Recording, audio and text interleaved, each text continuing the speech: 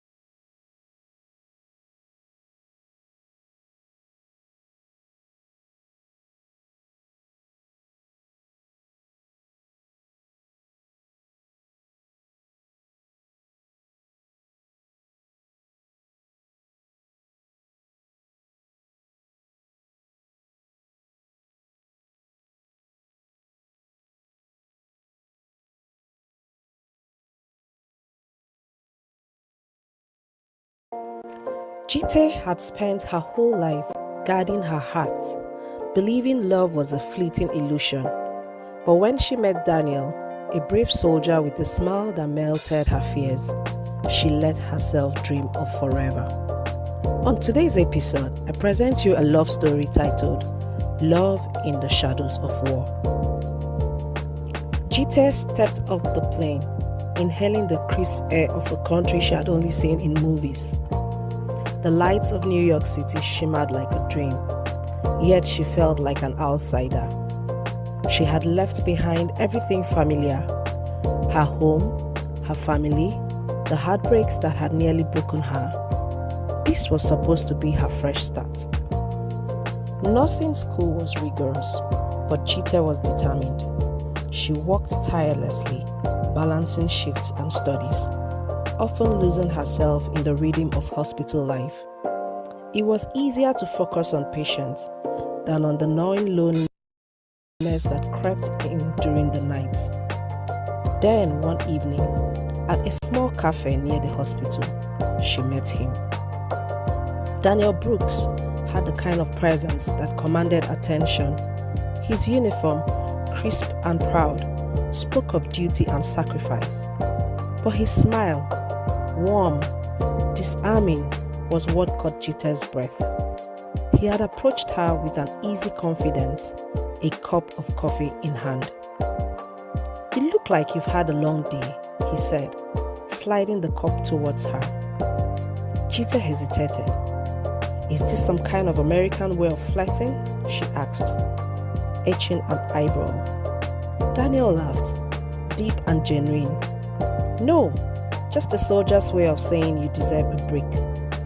And just like that, a friendship was born. They met often after that. Coffee breaks, long walks, late-night conversations. Daniel was different from the men Jite had known. He listened, truly listened. He was patient with her fears, understanding of her guarded heart. Slowly, she let him in. One evening, under the twinkling city lights, he reached for her hand. "Jite, I just don't want to be your friend. I want to be the man who makes you believe in love again."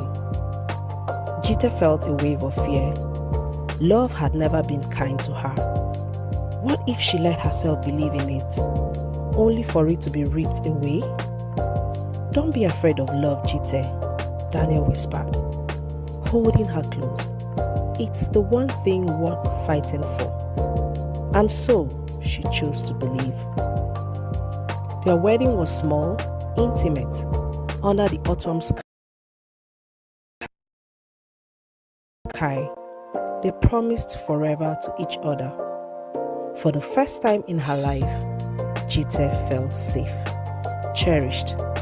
They spent their honeymoon in a quiet cabin, away from the noise of the world, wrapped in each other's love. But happiness is often fleeting. 1 month after their wedding, Daniel received his orders. He was being deployed to the front lines. Jite's heart clenched in terror.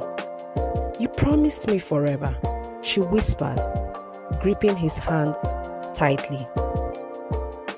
Daniel cupped her face. "I'll come back to you," he vowed. "I swear it." But promises made in war are fragile things. The days without Daniel were agonizing. Jite threw herself into work, counting down the days until he would return. They spoke whenever they could, his voice a lifeline across the miles. He sent her letters with dreams of their future, of a house with a porch, of children running through the yard, of growing old together. Then, one evening, her phone rang. She knew before she answered. The world seemed to tilt as she heard the words. Daniel was gone, killed in action. Jite's scream echoed through the empty apartment, a sound of a soul breaking apart into a million bits. Grief became her shadow. She moved through life in a daze, going through the emotions but feeling nothing. People spoke to her, but their words didn't reach her. The world had lost its color. She kept waiting for Daniel to call, for this nightmare to end, but silence was her only answer. Nights were the worst. In bed, only to be met with cold emptiness. A month after Daniel's funeral, a package arrived at her door. Inside was a letter, his writing unmistakable. My love, if you're reading this, it means I didn't make it back to you. I wanted forever with you, but fate had other plans. But don't let this be the end of our love. Love doesn't die, Jite.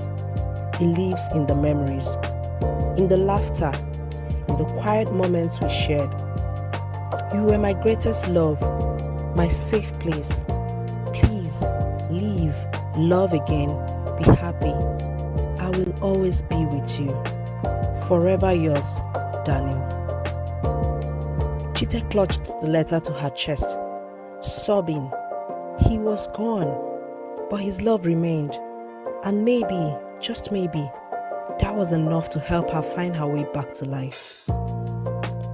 Months passed and the pain dulled, but Daniel's presence never faded. She found herself smiling at the small things. A song they used to dance to, the scent of his cologne lingering on his old jacket. One evening, she returned to the cafe where they first met, holding his letter close. And as she sipped her coffee, she whispered, "I'll leave, Daniel, for you, for us." A man sitting nearby noticed her teary-eyed smile. "You okay?" he asked kindly. Chite nodded. "I think I would be." And for the first time since he left, she felt hope. Love, after all, never truly dies.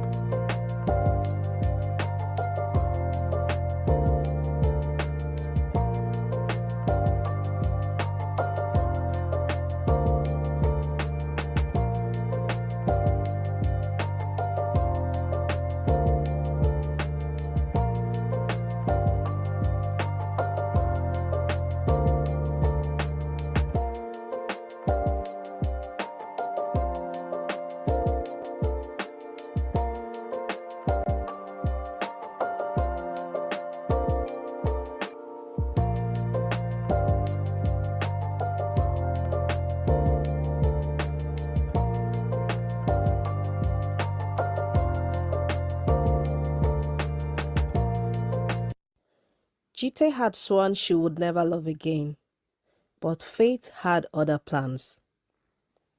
Chite had lost the love of her life and with it a piece of herself. Grief clung to her like a second skin, suffocating and relentless. But life does not wait for the broken to heal. Could she ever open her heart again? Or would fear keep her trapped in the past? Sit back and relax as we unravel the aftermath of Chite's life after the death of Daniel Brooks, her heartthrob, in the concluding story titled Love in the Shadows of War, Part 2.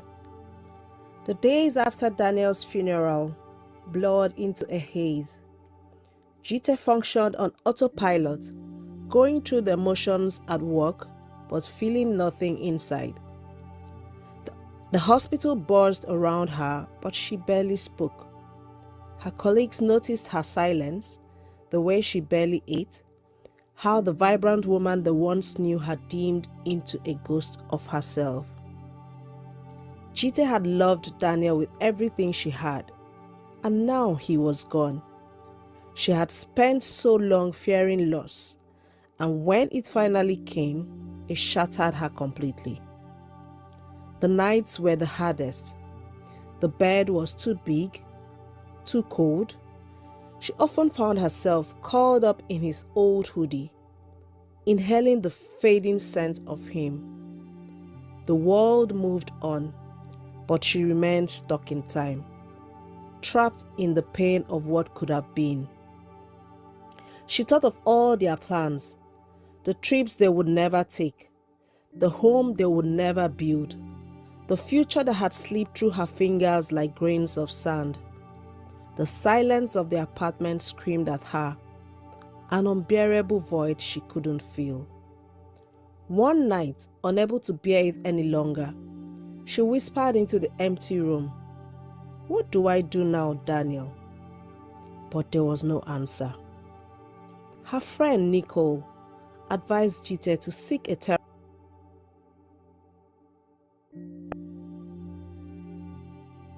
Her therapist, Dr. Ellis, was a gentle woman with kind eyes who never pushed too hard. "You have to let yourself grieve, Chite, but grief is not meant to be a permanent home." Chite scoffed. "It feels like it is." Dr. Ellis nodded. "Then we will have to find a way to build a door." It sounded impossible. Every morning, Chite woke up exhausted. Every evening, she counted down the hours until she could lose herself in restless sleep again. But slowly, she began taking small steps forward. She joined the grief support group where she met others who had lost loved ones. Listening to their stories, she realized she wasn't alone in her pain. Some had lost husbands, wives, children, siblings, but they were still living. Maybe she could, she thought. Still, the emptiness clung to her like a second skin. One rainy evening, Jite found herself back at the cafe where she had first met Daniel. She hadn't planned to go there, but her feet carried her, as if drawn by some invisible thread of memory. She ordered her usual coffee, her fingers tracing the rim of the cup, lost in thought. That's when she heard a deep voice beside her. "Mind if I sit here?"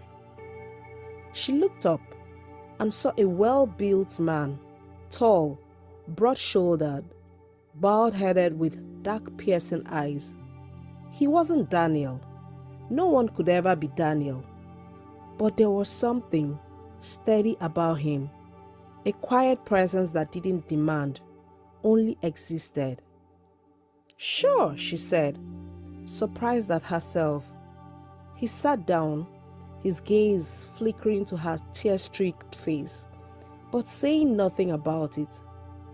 Instead, he stirred his coffee. "I come here when I need to think." Chite smiled. They didn't talk much that night, just sat in companionable silence. When she left, she realized she didn't even know his name. Over the next few weeks, Jite found herself running into the stranger often. His name was Ryan. He was a firefighter, a man who had seen his fair share of loss. "I know what it's like to lose someone you love," he admitted one evening. "It doesn't get easier, but you learn to carry it differently."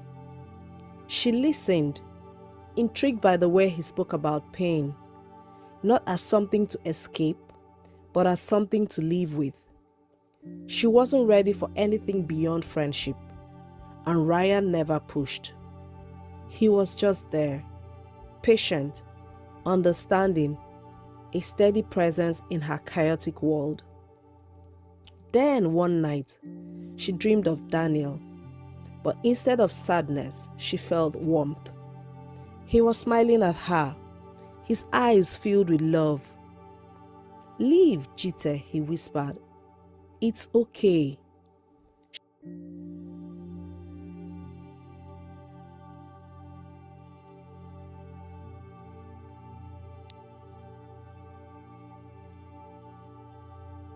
She woke up crying, but for the first time, it wasn't from pain. It was from something else, something lighter, which I would call hope. Ryan invited Jite to a firefighters' charity event, and she hesitated. Stepping into his world felt like stepping further away from Daniel's. But nevertheless, she went. That night, she saw Ryan in a new light. How he laughed, how he was surrounded by people who respected him. But she also saw the weight he carried. He took her to a quiet corner and told her about the worst fire he had ever fought. A family trapped inside. How he couldn't save them all. "I see their faces at night every day," he admitted. Jite, for the first time, didn't feel alone in her grief. After mustering some courage one afternoon, while sorting through Daniel's belongings, Jite found a letter tucked inside an old book. It was from Daniel, written months before he had died. He had also been sick, she realized. He had known that, but never told her because it was not a terminal illness. "If you're reading this, it means you're still here. And I need you to do something for me, Jite. Live, love, be happy when I'm gone." She clutched the letter to her chest, sobbing. For several weeks thereafter, Ryan asked Jite out on a date and she kept on declining his offer. One evening, he met her at the cafe again and offered to walk her down to the apartment. Just before saying goodnight, Ryan held her hands, looked deeply and passionately into the eyes of her soul, and politely asked for a date again. Ryan said, "Jite."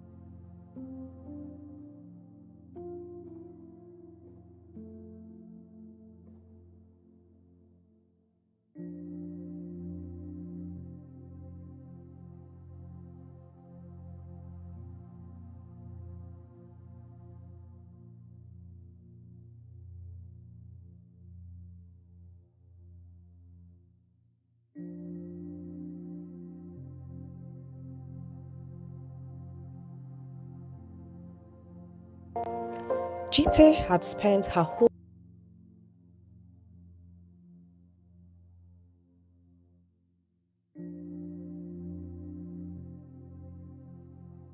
fighter, a man who had seen his fair share of loss.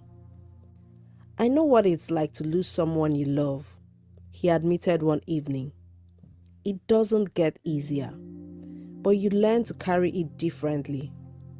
She listened, intrigued by the way he spoke about pain, not as something to escape, but as something to live with. She wasn't ready for anything beyond friendship, and Ryan never pushed. He was just there, patient, understanding, a steady presence in her chaotic world. Then one night, she dreamed of Daniel, but instead of sadness, she felt warmth. He was smiling at her, his eyes filled with love. "Leave, Jite," he whispered. "It's okay."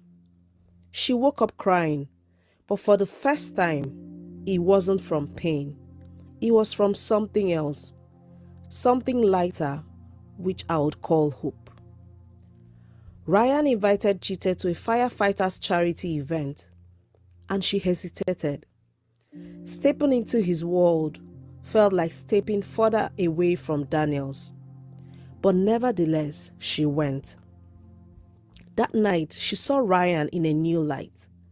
How he laughed, how he was surrounded by people who respected him. But she also saw the weight he carried.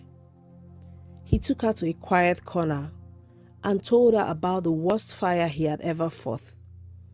A family trapped inside. How he couldn't save them all.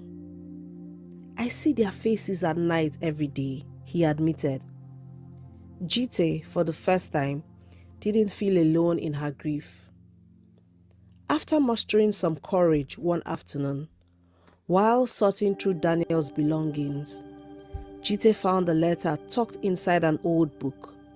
It was from Daniel, written months before he had died. He had also been sick, she realized. He had known that, but never told her because it was not a terminal illness. "If you're reading this, it means you're still here. And I need you to do something for me, Jite. Live, love, be happy when I'm gone." She clutched the letter to her chest, sobbing. For several weeks thereafter, Ryan asked Jite out on a date and she kept on declining his offer. One evening, he met her at the cafe again and offered to walk her down to the apartment. Just before saying goodnight, Ryan held her hands, looked deeply and passionately into the eyes of her soul, and politely asked for a date again. Ryan said, "Jite, I just want to be friends with you. I like you and want to really get to know you." Jite panicked. She pulled away from Ryan, shutting him out. Guilt gnawed at her because she had kept turning down his offer, despite having the gut feeling that Ryan meant well and deeply cared about her. Ryan, still standing at her doorstep, said, "Talk to me, Jite, please," he pleaded.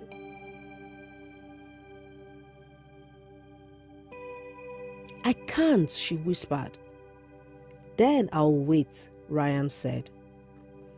Jite feared that Ryan was a man who ran into burning buildings. He wouldn't stand by her forever. A fire broke out in the hospital where Jite worked. Ryan was one of the first responders.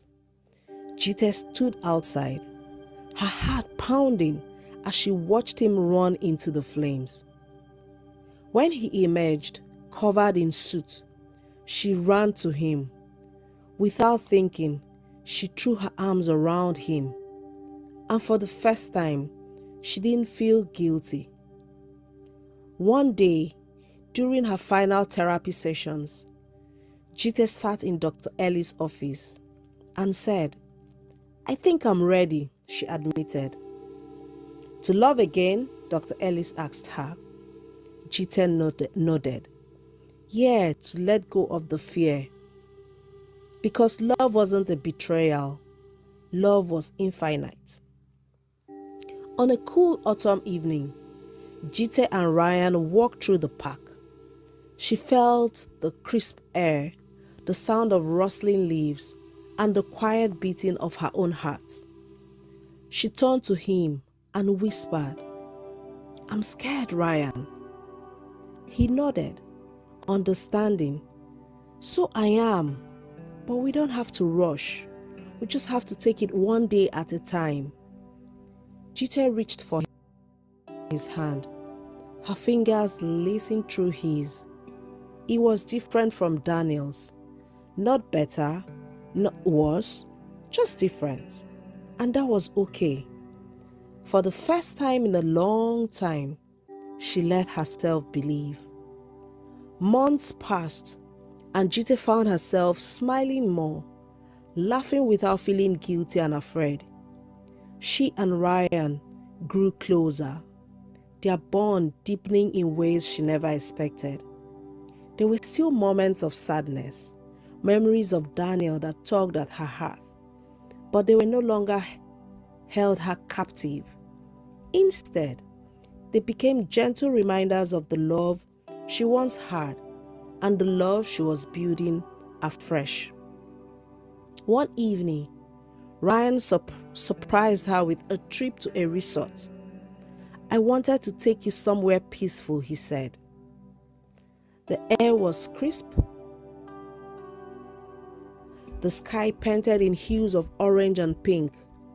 They sat by the water, their hands entwined, listening to the soft lapping of the waves.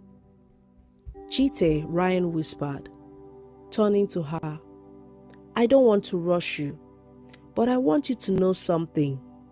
I love you, and I'll always choose you, no matter how long it takes for you to be ready."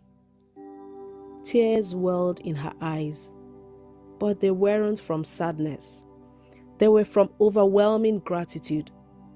Love had found her again, not in the way she expected, but in the way she needed.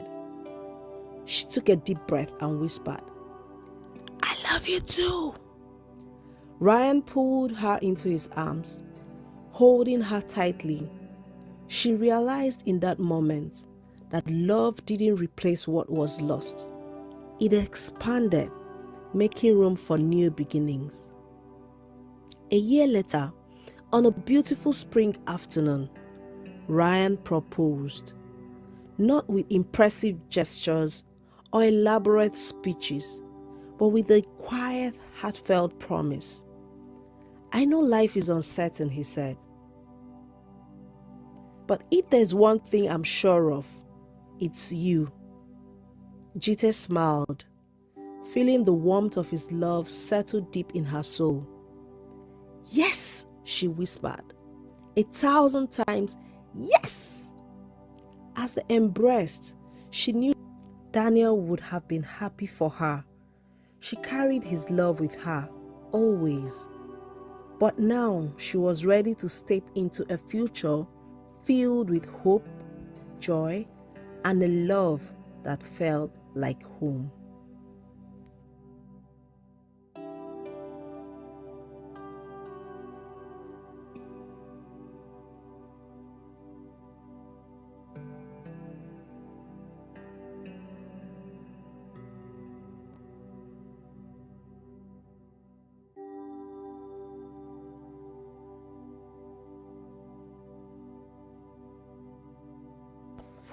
Mohammed Bello was a young, ambitious entrepreneur from northern Nigeria, born into a devout Muslim family.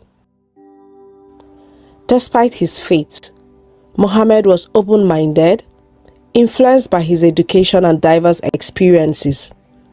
He believed in a world where people's hearts spoke louder than their religious or tribal affiliations. It was this openness that led him to meet Adaeze, a stunningly intelligent and kind-hearted woman from southeastern Nigeria. Adaeze, the daughter of Sir Emeka, a knight in a well-known church, was pursuing a degree in architecture when she met Mohammed at a business networking event in Lagos. The shared love for innovation and helping others sparked a connection that quickly deepened into love. However, their relationship was not without challenges. When Mohammed brought up his love for Adaeze to his family, their reaction was swift and unrelenting. "An Igbo girl?" his mother exclaimed. "Do you want to bring shame to this family?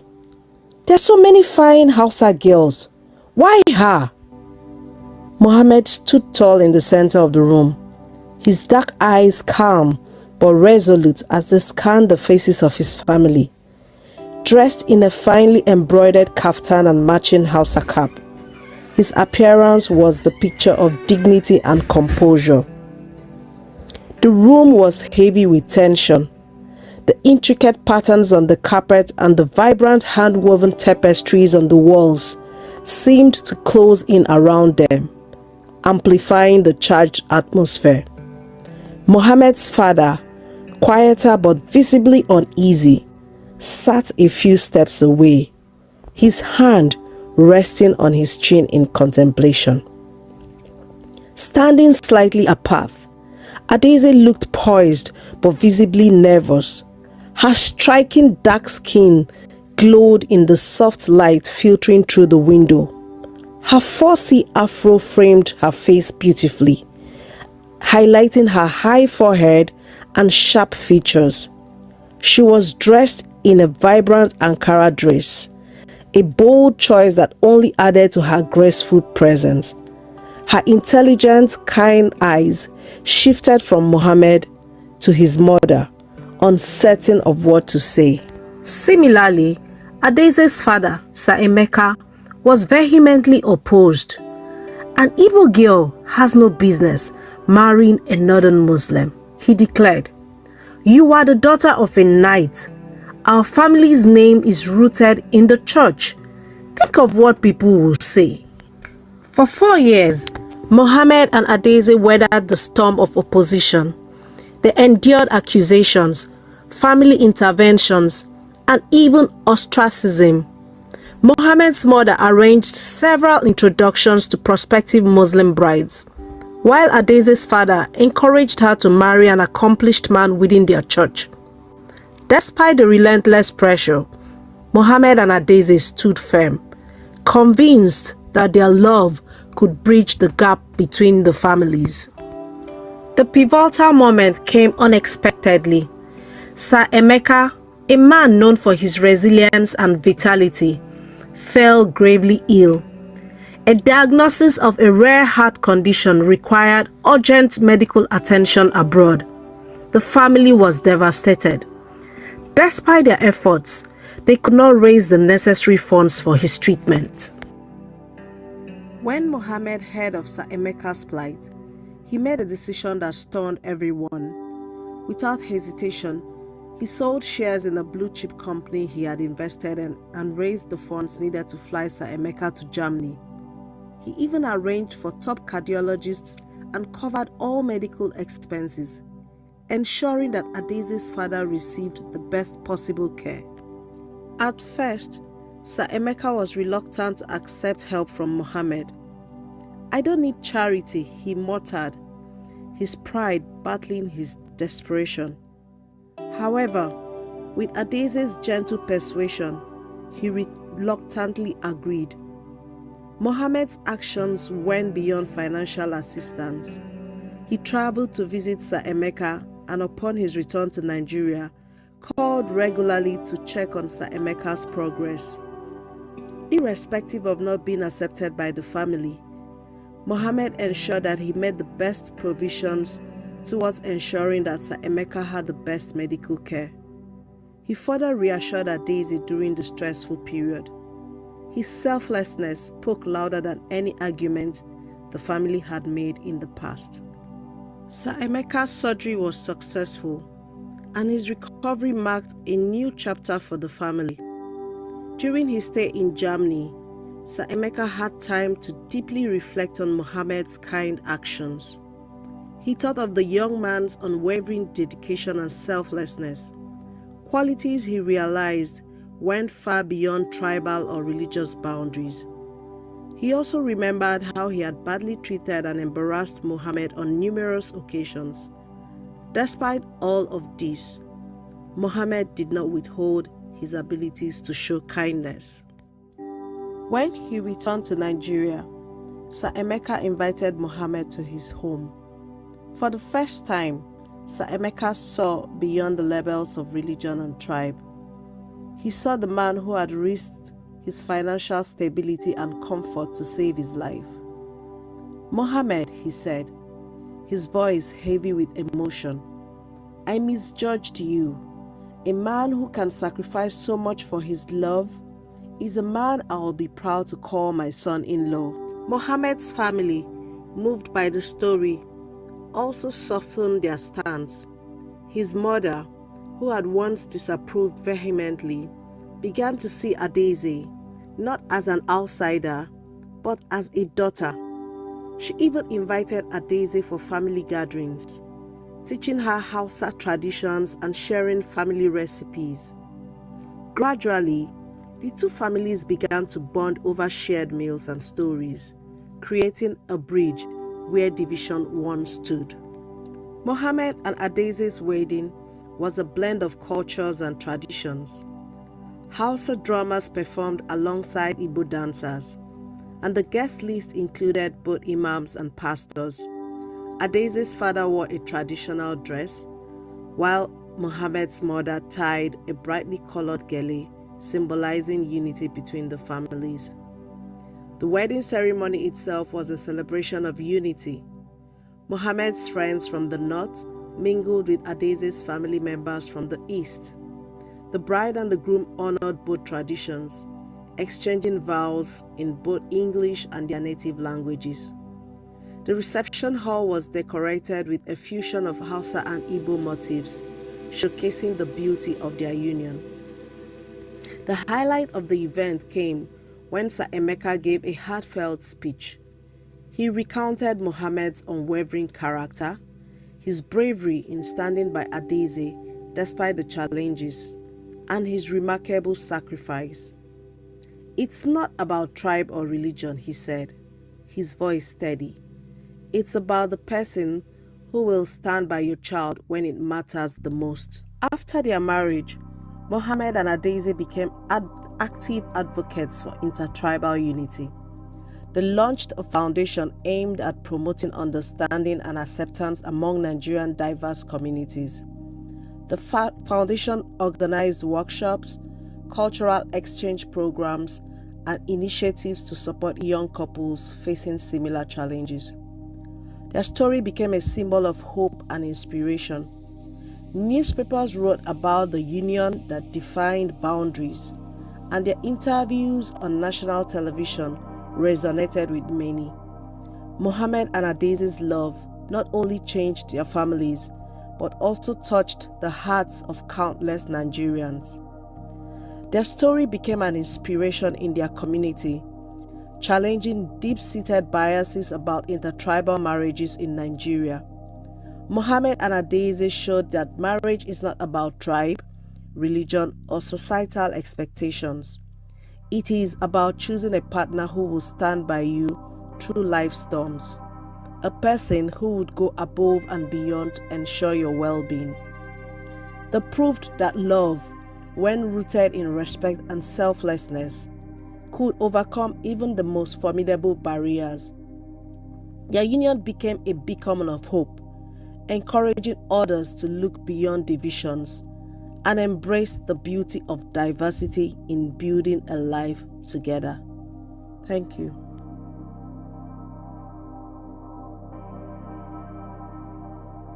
Hello my fantastic followers. Welcome back to my channel, African Tales by Ife. Today's story is titled The Choice of the Heart. At 25, Amara had achieved what many could only dream of. Raised in a modest home, she had grown up with the values of hard work, integrity, and resilience. Her relentless drive and dedication saw her graduate at the top of her class, secure a lucrative job, and established herself as a successful entrepreneur in the vibrant city of Lagos. Amara had everything she needed to live a comfortable life, a thriving career, a beautiful home, and the respect of her peers. But one thing eluded her: a life partner to share her journey. Amara had always believed in the idea of love and companionship. So when she decided it was time to settle down, she approached the task with the same diligence she applied to every aspect of her life. Little did she know that finding a husband would prove to be one of the most challenging decisions she would ever face.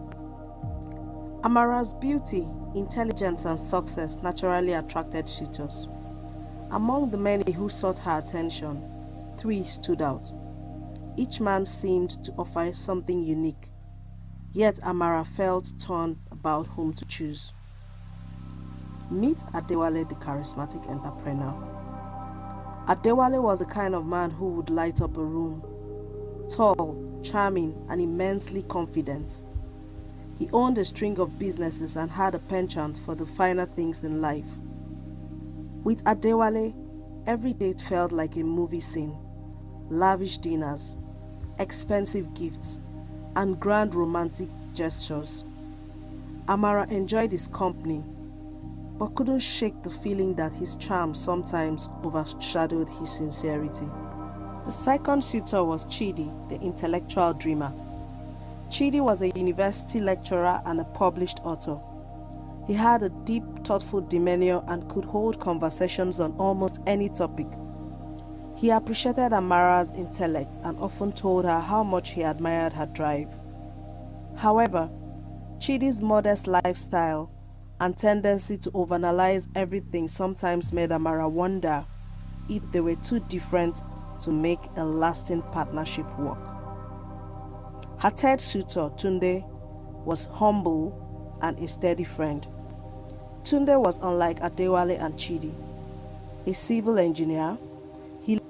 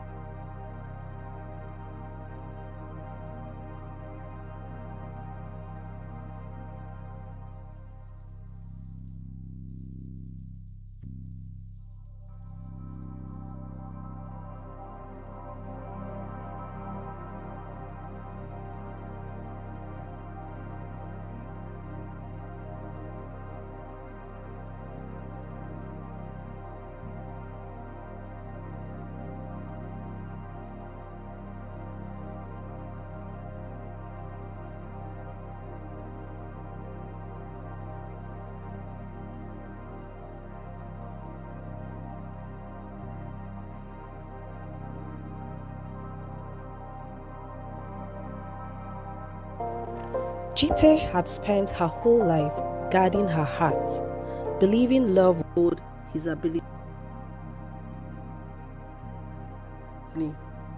but couldn't shake the feeling that his charm sometimes overshadowed his sincerity. The second suitor was Chidi, the intellectual dreamer. Chidi was a university lecturer and a published author. He had a deep, thoughtful demeanor and could hold conversations on almost any topic. He appreciated Amara's intellect and often told her how much he admired her drive. However, Chidi's modest lifestyle and tendency to overanalyze everything sometimes made Amara wonder if they were too different to make a lasting partnership work. Her third suitor, Tunde, was humble and a steady friend. Tunde was unlike Adewale and Chidi. A civil engineer, he led a simple, grounded life and had a quiet strength about him. While he wasn't as flashy as Adewale or as intellectually intense as Chidi, Tunde's kindness, patience, and reliability stood out. He often checked in on Amara, offering support and encouragement without expecting anything in return. Despite his qualities, Amara found herself less attracted to Tunde compared to the other two. Amara's friends and family had diverse opinions about the three suitors. Some believed Adewale's charisma and financial success made him the perfect match. Others felt Chidi's intellect and shared love for learning would ensure a meaningful connection. A smaller group, on the other hand, including her mother, urged her to consider Tunde, emphasizing that flashy gestures didn't equate to lifelong happiness. Now caught between her head and her heart, Amara decided to take a step back. She spent days reflecting on what she truly wanted in a partner. Was it passion, shared ideas, or stability? In her quiet moments, she recalled her parents' marriage. It hadn't been glamorous, but it was built on mutual respect, trust, and unwavering support, qualities that had carried them through decades of ups and downs. One evening, as she sat alone in her living room, Amara made a list. She wrote down the traits she valued most in a husband: kindness, integrity, emotional stability, and a shared vision for the future. When she compared her list to the three suitors, one name kept coming up: Tunde. Choosing Tunde wasn't an easy decision. Amara feared that she might be settling for someone she wasn't initially drawn to. But as she spent more time with him, she began to see the depth of his character. Tunde wasn't a man of grand gestures, but he showed his love in quiet, consistent ways. He remembered the small details about her life, celebrated her achievements, and supported her dreams without hesitation. Tunde's proposal was simple, yet heartfelt. One evening, as they walked through a park, he took her hand and said, "Amara, I have admired you for a long time. I know I'm not the flashiest or the most exciting man, but I promise to always be by your side. Will you give me the chance to build a life with you?" Tears welled up in Amara's eyes. In that moment, she saw Tunde for who he truly was: a man who would cherish her, stand by her, and make her happiness his priority. And she said, "Yes!" Amara and Tunde's wedding was a celebration of love, simplicity, and genuine connections. Friends and family marveled at how happy and radiant Amara looked. Even those who had initially doubted Tunde's suitability were moved by his sincerity and devotion. Marriage brought new lessons and challenges, but Amara found that Tunde's steady nature was exactly what she needed. He encouraged her to pursue her goals and provided a safe space for her to unwind after long days. Together, they built a home filled with laughter, understanding, and shared dreams. Over time, Amara realized how right her decision had been. Tunde might not have been the most glamorous choice, but he was the best choice for her. Their love grew deeper with each passing day, rooted in mutual respect and unwavering support. Amara's story became a source of inspiration for many. She often shared her journey with younger women who faced similar dilemmas. Her advice was simple: don't let superficial qualities cloud your judgment. Look for someone whose values align with yours, someone who will stand by you in the good times and the bad. Love isn't about fleeting excitement. It's about building a life with someone who truly cares for you. In the end, Amara's choice wasn't about settling. It was about choosing wisely. She learned that true love isn't always about sparks and fireworks. Sometimes, it's about finding a steady flame that lights your way through life. And for her, Tunde was that flame. Thank you.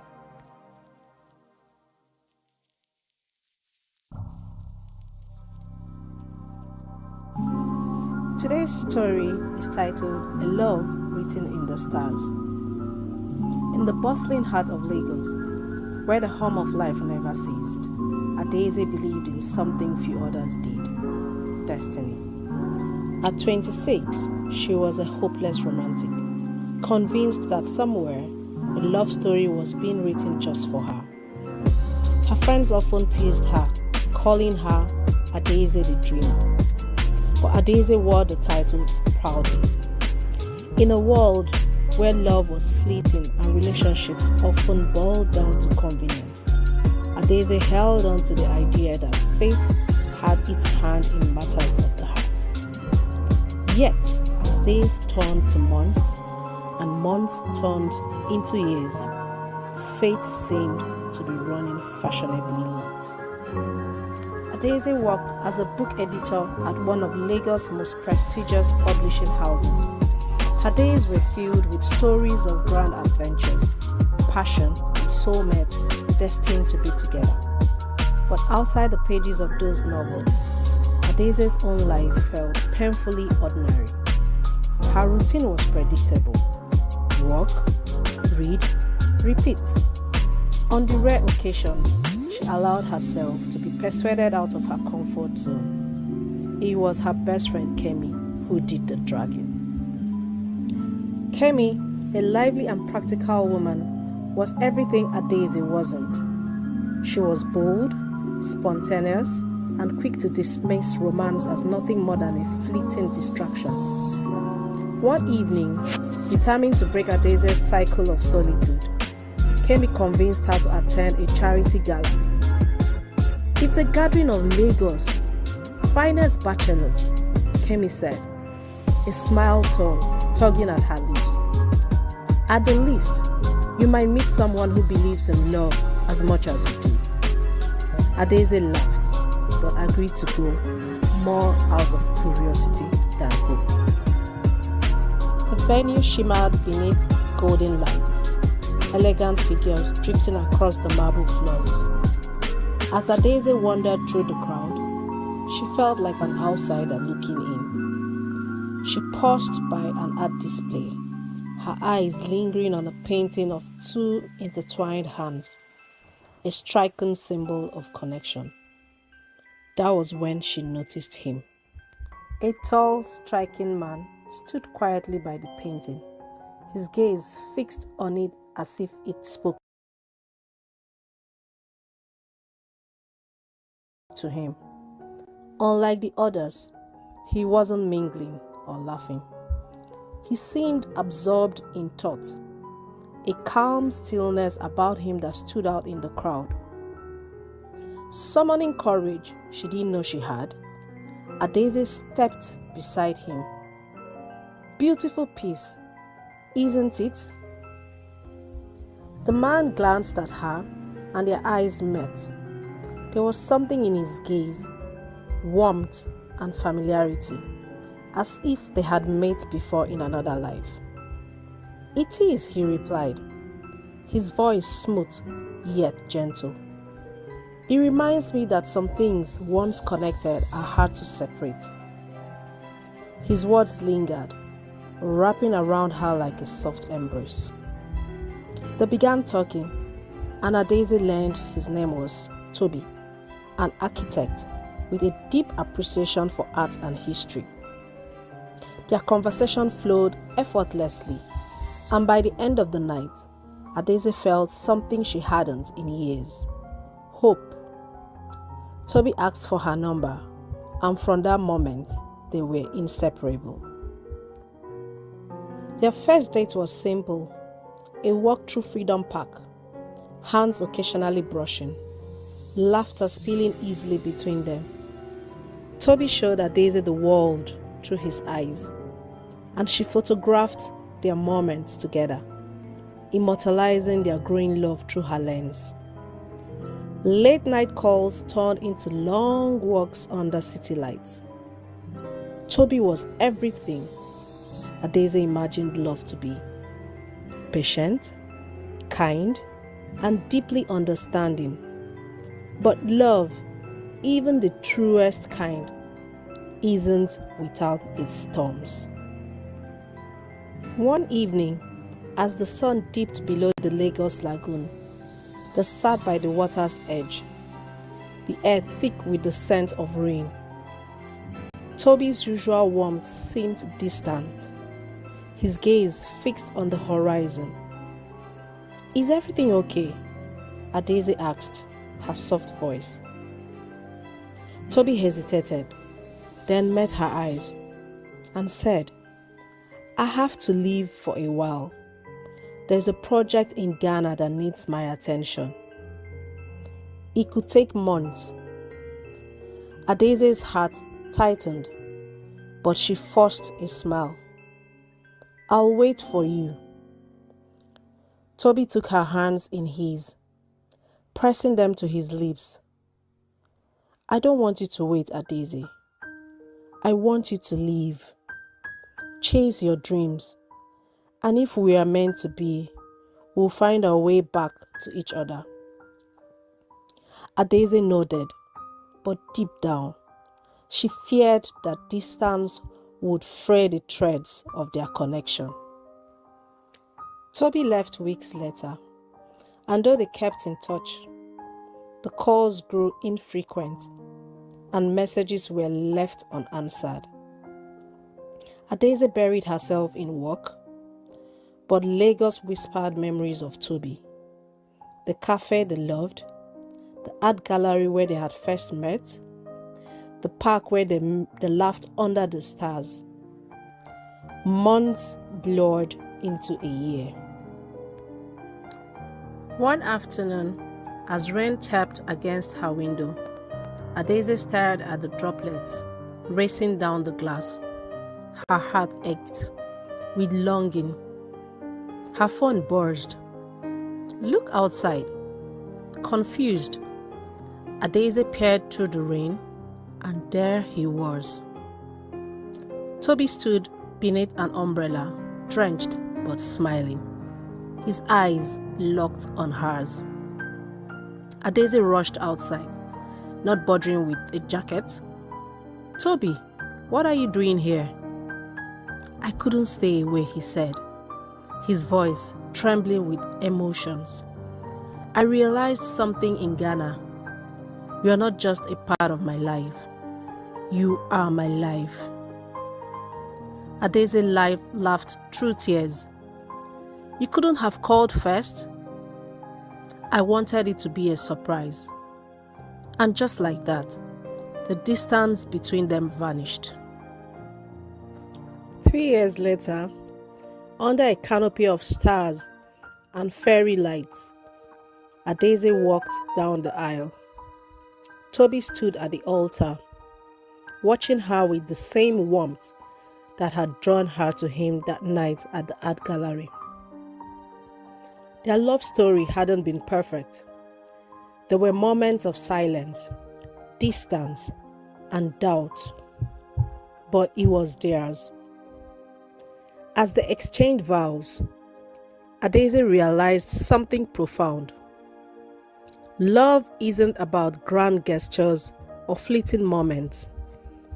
It's about choosing each other over and over again, even when the world tries to pull you apart. Stay anchored in love. Love isn't always dramatic or filled with grand declarations. Sometimes it's found in quiet moments and gentle persistence. If two hearts are meant to be, no distance, time, or storm can keep them apart. Challenges will arise.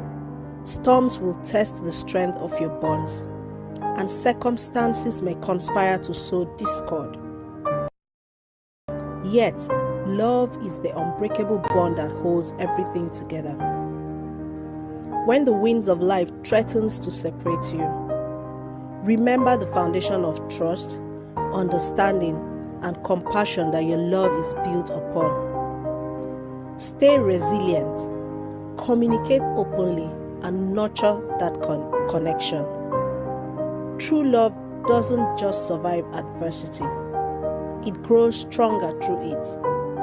So hold fast, even in the toughest moments, and let love guide you back to each other.